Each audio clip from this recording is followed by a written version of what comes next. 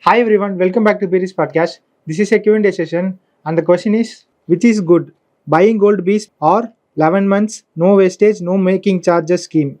Please explain. Okay, the 11 months, no wastage, no making charge is created by the jewelers to buy jewelry from them. It is not an investment idea. Okay.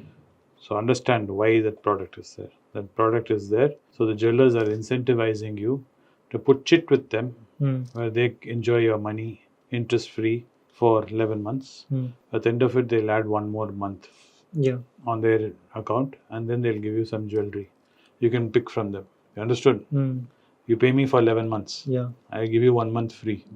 Then the total, whatever that money you have earned, Interesting. you'll have to buy it from me. So you're giving me money for 11 months interest free. Okay. And I'm giving you some bit after that. Then you have to buy the product from me. Yeah. So he wins in all accounts. Okay. So it's not the way you think it is. So you can do that if you're buying jewelry because jewelries are expensive. And if you're trying to buy, let's say, for a certain occasion, like for a marriage or for an engagement or for your anniversary, you can do that. And that is what it's meant for. The added bonus is it is gold. So gold is an investment of sorts and it's secure. We'll sell it like that. It is gold that you're getting and gold is always security. So that is the way it's packaged. And so you're thinking this. If you're looking at this as a security now, like what Anand is saying, as an investment, I would strongly suggest you look at it in electronic form. No other reason than in the electronic form, you don't need to keep it in the locker. You don't have to worry about arguing with your spouse when you need to sell it in an emergency or, put a loan on it in an emergency. There's no sentimental value because there's no physical gold attached. So once there's no physical object on the table, people cannot really relate to it. So they don't mind if you do what you want with it. And you get all the benefits of actually owning gold without actually physically holding it. This is my advice. In terms of now price comparison, that's up to you. I'm sure immediately in the comments there will be people who will argue both sides and saying you should buy physical gold. There will be equal number of people who are saying, no, you're an idiot for buying physical gold, you should only buy electronic. Personally, ask me, it's your personal choice. It all depends on what is your motivation for buying gold. Is your motivation to buy it for security like what Anand is saying? Then I would say digital. If you look at, owning it physically and storing it and all that is a headache. And that too in young generation like you guys, you keep moving cities because of job, moving residence because of job. That way your gold automatically moves with you. If you get an opportunity to go abroad, you don't have to do anything to your gold. It's there in your account and it stays. If it's stuck in a locker, you have to worry about all that. So that freedom, this digital gold will offer. So I would suggest buy digital. And don't get confused between how jewelers are marketing gold to you as an investment proposition because their motivation is clearly to make money off gold.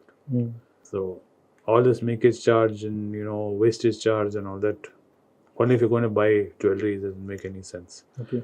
If you're taking as an investment, it's nothing incentivizing you into doing it. This is my advice. What is your take on it? I have a question here. When we go into that scheme, we pay money for 11 months. How will their price be calculated? At the beginning of the scheme, their price of gold- No. He's not an idiot. Whatever that day, when you decide to buy, that day's price worth of gold you'll get. At the end of 11 months? Not 11 months. End of the 12 months. Because 11 months you pay, 1 month he'll add on, right? Okay. So on that day when it's done, he'll tell you, when you sign on the contract to do this chit fund, he'll tell you exactly the end date. Okay. The date you can encash it. On that day you go, whatever the price of gold is, whatever the rupees are, that much you'll get. Okay. There are some jewelers, what they do is they say, if you pay 1,000 rupees, we give you so many grams of gold per month. Those schemes are very rare. I have not seen them very often. So what you're doing is you're actually accumulating grams of gold. So let's say every month you're buying 1 gram of gold. Because the price of gold has gone up so high, you don't see those schemes anymore. When I was young, you will see these schemes where you're not putting money. What you're buying is you're accumulating grams of gold. Yeah. So you accumulate, let's say 10 grams, 12 grams of gold for 1 year. And then that many grams of gold jewelry you can buy. Okay. So you have to see. I don't know how the schemes are working nowadays. So maybe I'm wrong. In the comments, I'm sure people who are doing these schemes or using these schemes will be typing comments which are more relevant to these schemes. But since I do not buy jewelry anymore like the way I used to, I don't have any necessity to keep myself abreast with the latest schemes. But this is my view on this. If I'm wrong, I'd like to know your opinions down below. You can definitely call me out and put your feedback on this, and I would love to hear it. My basic thing is, in any form of investment, you should try and remove emotions out of it and keep it as inert of emotions as possible, so then you can decide to sell and do anything you need to do at the time when you need to. When you have an emotional issue, you can use these investments to help you with your emotional issue, like someone being sick. If you have too much emotion attached in your investment, harder it becomes when an emergency comes to use these investments to help you. Because then you'll be putting it on a weighing scale. Is this person's life more important, or is holding on to this gold more important? You should not be in that situation. That's my advice. I hope that helps. Yeah.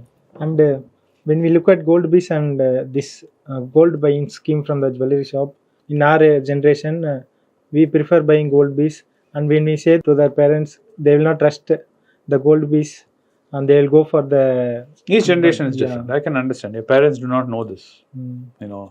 This is just suddenly something you tell them. So they'll always want you to be careful. To them, you'll always be a small child. Though you're grown up, you're married, you have your own children, your parents will always see you as a small baby. So they'll want to protect you, which I understand. But you will have to do what is right for you and what makes sense to you. So do accordingly. Okay. So I hope that this video was informative, and if you like this video, please share it with your friends and subscribe to this channel for more videos. See you in another episode with an interesting topic. Thanks for watching the video. Thank you.